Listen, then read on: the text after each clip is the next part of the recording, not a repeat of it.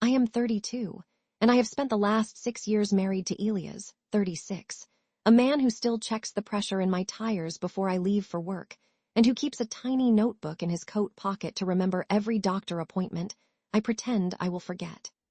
On the rooftop of the old brick warehouse that my cousin rents for art shows, the October wind snaps my hair across my mouth like a slap. Elias has spent the last hour standing near the metal railing, holding 2 plastic cups of wine he will not drink because he is driving. He has done this at every party since I met him, and I have stopped thanking him for it. I am on my second glass when my sister Rowan appears in a silver slip dress, the sequins catching the fairy lights like fish scales. She is laughing too loudly, Elias is laughing too quietly, and I feel the room tilt. Rowan waves her phone in my face. Remember this. On the screen is the video from 6 years ago, the one where Elias kneels on the cracked basketball court behind the high school at dusk. The audio is muddy, but I can still hear my own voice piping over the cicadas. Oh my God, Elias, this is the worst 30 seconds of my life. The crowd on the rooftop howls. Someone claps me on the back like I have scored a goal. Elias does not move. His shoulders are rigid under the navy wool coat I bought him last Christmas. I roll my eyes and take the phone from Rowan. Honestly, I was 26 and drunk on 2 margaritas. Let it die. Elias sets both cups on the ledge.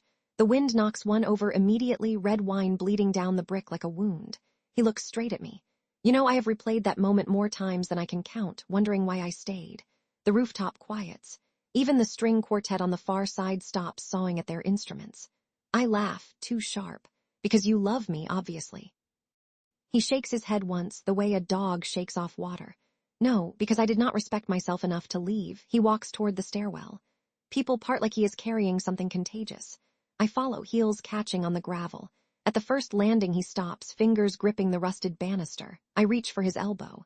Come on, Elias, it was a joke. You are embarrassing us. He turns. The sodium light above us turns his eyes the color of wet concrete.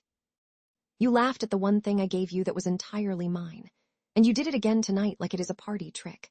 I shrug. I apologized back then. What else do you want, blood? His mouth flattens. I want the last 6 years back, but I will settle for the rest of the night without you. He descends the stairs. I do not follow. Back on the rooftop, I tell everyone he is being dramatic. They nod, but their eyes slide away. Rowan hands me another glass and does not smile. The next morning, I wake in our apartment on Juniper Street. Elias has folded the blanket on the couch into a perfect square. The coffee maker is clean, the Sunday paper unread. I text him, "Where are you?" No answer. I call, straight to voicemail. Monday I leave work early and drive to the community garden where he volunteers after his shift. He is kneeling between 2 rows of kale, tamping soil around seedlings. Dirt smudges the knees of his jeans. I stand on the path. I made reservations at the Copper Lantern. I will even let you order for me. He does not look up. I am not hungry. I step closer. Elias, it was 6 years ago. People say stupid things. We are married. Act like it. He wipes his hands on a rag. I have been acting for a long time. I am done. I laugh, incredulous. So one sarcastic comment and you are throwing away our marriage. He stands. It was not one comment. It was every time you rolled your eyes when I talked about my job. Every time you checked your phone when I told you about my day. Every time you acted like my love was a joke you were too cool to laugh at. His voice does not rise. It is worse than shouting. I fold my arms. Fine. Go sulk. I will be at home when you are ready to apologize. He shakes his head. I have moved into the studio above the bookstore. I will come for the rest of my things when you are at work. I stare. You planned this. I decided. The kale shivers in the wind. I walk away first. For 2 weeks I send breezy texts, then angry ones, then apologetic voicemails that trail off into silence. He does not reply. Our mutual friend Mara meets me for lunch on the stone steps of the old courthouse. Pigeons strut between our feet. She picks at her sandwich. He asked me to tell you he will communicate only through email until the divorce papers are ready. The word divorce punches the air out of me. We are not even separated. Mara looks at me steadily. He left Thea. That is what separated means. I hate the pity in her eyes. Thanksgiving arrives cold and bright. My parents host at the lake house. I walk in carrying the pie Elias used to bake because I cannot cook. Rowan is there, cheeks flushed, eyes bright. She greets me with a hug that lasts too long. At the table, my father clears his throat. We have news. Rowan lifts her left hand. A simple gold band, a small diamond. I drop the pie. The tin clatters, crust cracking like ice. My mother beams. Elias proposed last night at the dock. The moon was full, the lake was perfect. I look at Rowan, you are marrying my husband. She flinches, your ex-husband. I turn to Elias, who stands in the doorway holding a tray of roasted squash. He looks calm, rested, taller. I laugh, the sound brittle. Well, this is cozy. Elias sets the tray down. I asked your parents' blessing. They gave it. My father nods.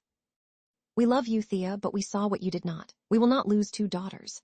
Rowan reaches for Elia's hand. He lets her. The room tilts again, worse than on the rooftop. I drive home through sleet, wipers smearing the world into watercolor. That night I sit on the fire escape in my coat, phone in hand. I type, I understand now. I was cruel. I lost the best thing I ever had. I am sorry. I delete it. I type, how could you do this to me? I delete that too. I leave the phone inside and watch the city lights flicker across the alley until the cold numbs my fingers. The divorce is finalized by spring. I keep the apartment, the couch, the coffee maker. Elias takes the camping gear, the vinyl collection, the dog I forgot to walk. Rowan sends an invitation on cream paper. The wedding will be at the lake house, sunset, August 10th. I RSVP no. August 10th, I drive past the exit for the lake and keep going until the cell service dies.